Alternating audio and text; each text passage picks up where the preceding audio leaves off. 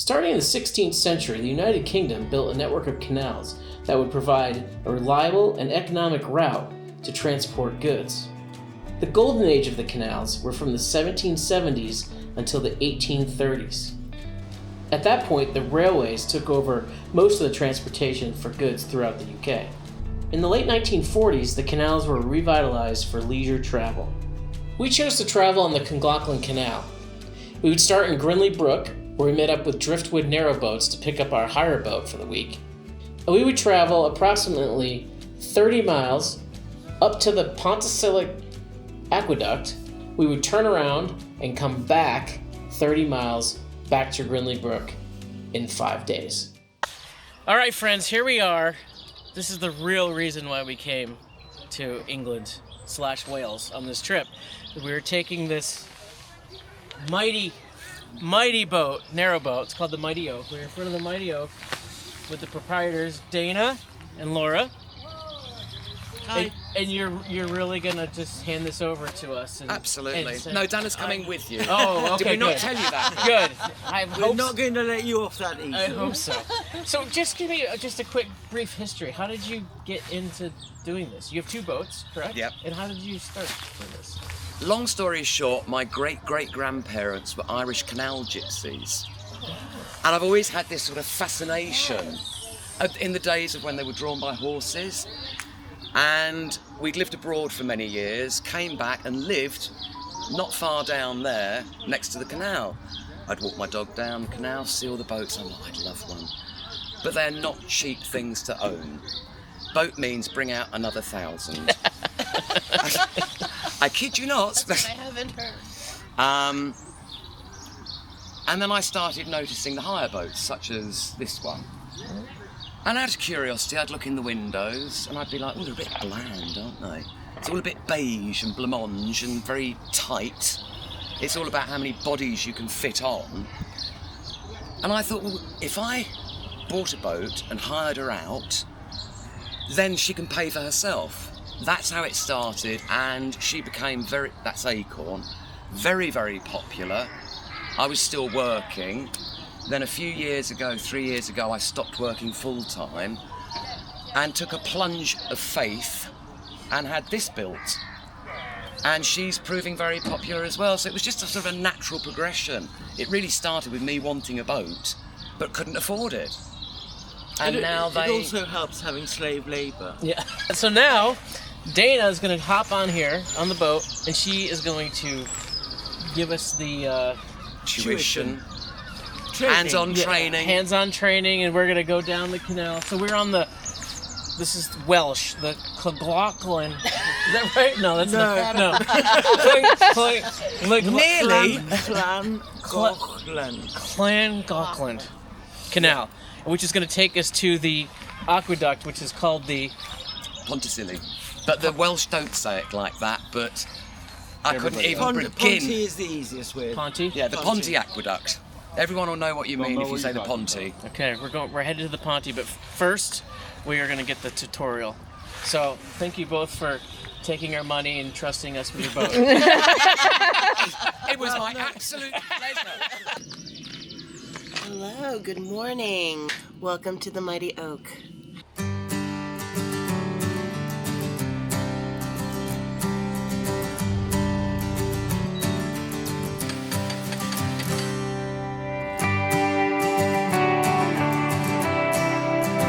We're about an hour into our narrowboating excursion.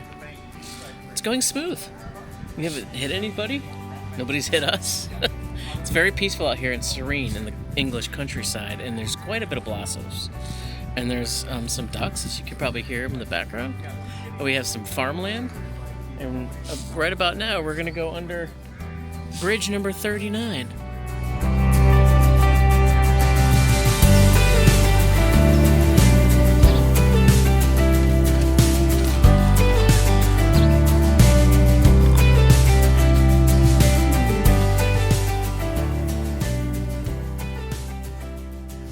One of the most requested features of the boat that we've gotten from the social medias is they want to see the inside. So right now, Miss Jenna will take us on a tour of the inside of our narrowboat. Here we are in the as the Brits call it, the saloon. The saloon. This is where we have our meals. We have a lovely table over here that we can set up, and some little ones also. And this is a pretty comfy couch. It also turns into a bed. Then we have the galley, which is very, very nice. We've done a lot of little meals in here for breakfasts. We haven't done a dinner yet, but that's to come. There's a full cooker. We have a cooker and there's the hob and the oven. and the oven, which we haven't used yet. No, we haven't used that. We probably won't. Pretty good sized fridge. Yeah, it's a good sized fridge. You want to see on the inside? Look at that. What's that? Yep. We have a farmhouse kitchen. Yes, and this is my favorite little gadget that they have here is so you can get way in the back. I think everyone should have one of these that has a corner that they don't know what to do with. It's fabulous. Well, show them the windows. This is really cool. Yeah, this is really fun. Too bad there's no ducks, but look at that. It opens Isn't that- up. Look, oh, there's Mark. There's Hello. Mark. Hi, Mark. Welcome. So we'll just keep that open. Yeah, that looks lovely. And then as you move back down to the bedrooms areas, there's a closet, Bathroom one number one. bathroom, a double bed. Let me go look at the shower real quick. There you go. You can see the shower. The double bed.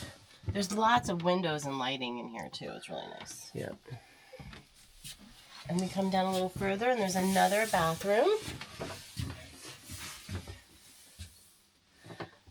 And then we have another closet and the twin bed area, which is very nice also.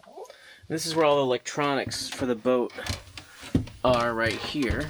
So you can see this is how you control the lounge lights and all the different lights you can put on. Our system is on. There's an inverter for all the power on the boat.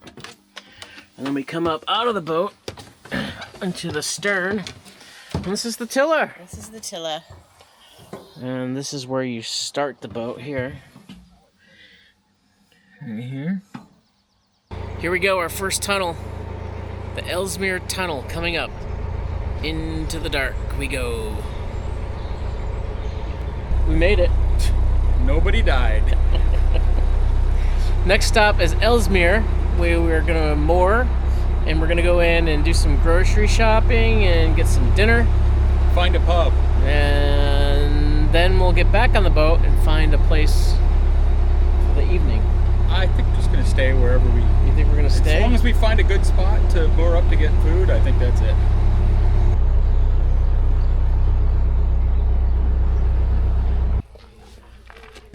Okay, we made it to Ellesmere. And we made it. Our first night. I can't believe we actually did it. We but even have parallel done parked. it. And we We parallel We're parked a gonna say boat. we parallel parked the boat, yes. It's the best parallel parking job Mark has ever done.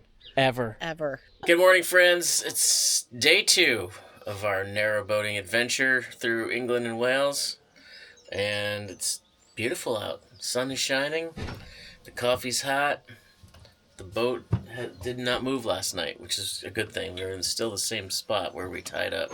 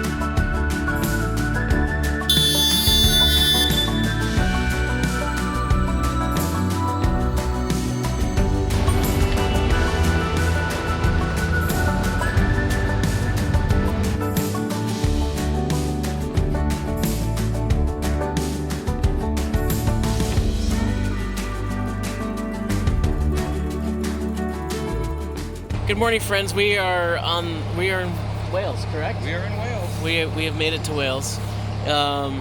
Day 3, and we went through some tunnels yesterday. It was amazing, but today's the big day. We're going over. By amazing, he means terrifying. It was terrifying, and very dark. Very dark. But yeah, we're going over the big aqueduct today, so pretty excited. We have to go through it, and then turn around, and come back.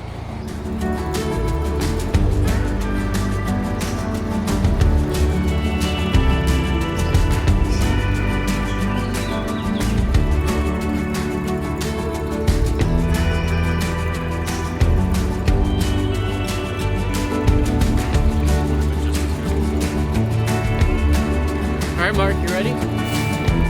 We'll see. We're going for it. Here we go.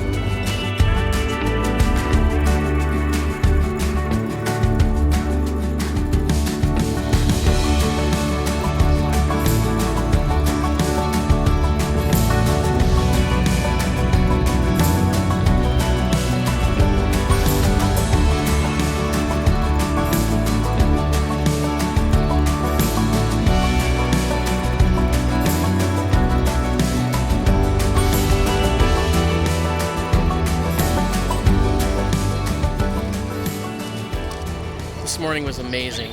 We went over the Ponty Aqueduct, which was mind-blowing. So cool. This whole place is so cool. We turned around, which they call winding. Winding, right? Winding. Winding when you turn around.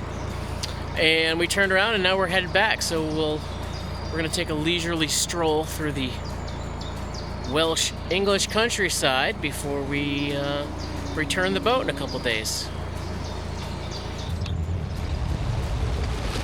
This DJI Action 5 camera has a super night feature, and it's definitely night in here right now.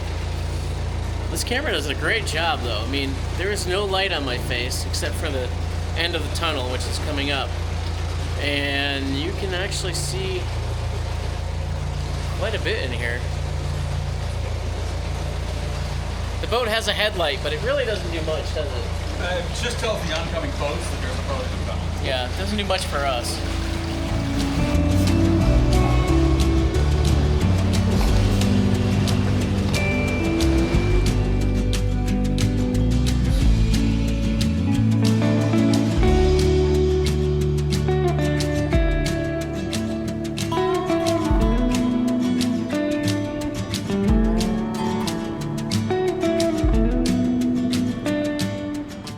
So one of the things you need to do on an airboat is get your own water.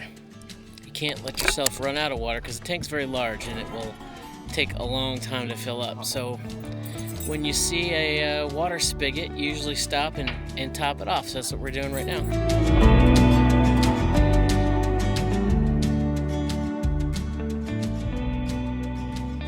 Day 4? I think so. Jenna's in the galley making porridge. Porridge, look at my porridge. Oh, my porridge is almost done, and it's fluffy and creamy. But we can just go out the window. And then we can do this, Jenna. Watch this move. That's us. Oh, look at us.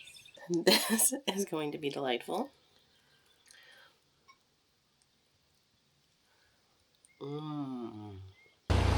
Okay, here we are, day 4.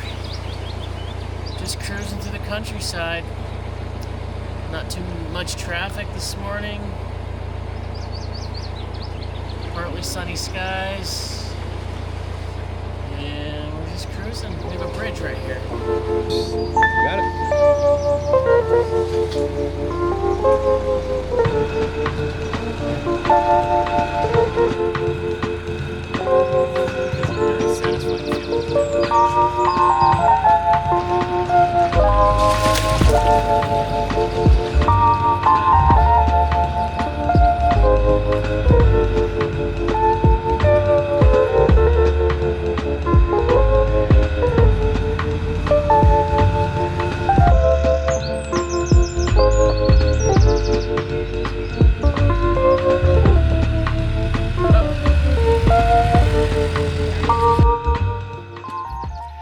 we are back in Ellesmere for a high noon mooch and some lunch. I think we're gonna find a Sunday roast. I would love to find a Sunday roast. That'd be amazing. Let's go.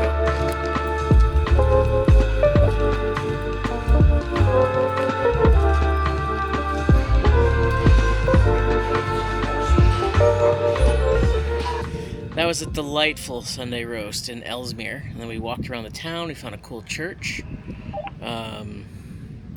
We went to the co-op, got some provisions for this evening, and Jen found some bakery items. So we went to a bakery item shop, and now we're back on the boat, and we're going to be motoring for about 3 hours. We're getting to this nature preserve type area, and that's where we're going to hang out for the night. It's our last night on the boat, and we're just going to chill out, hopefully in nature in the middle of nowhere, and just chill.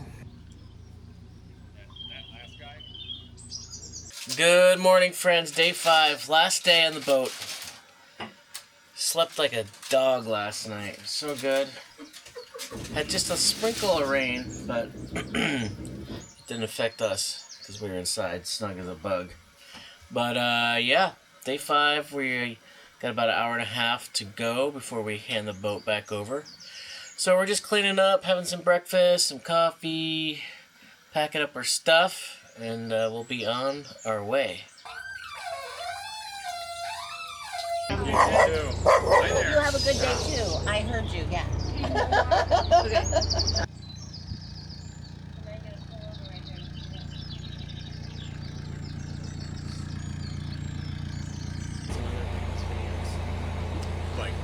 Like standing back here looking at some. All right, Mark, pop quiz. What's your top 3 experiences from the Narrowboat trip? Well, for one thing, this.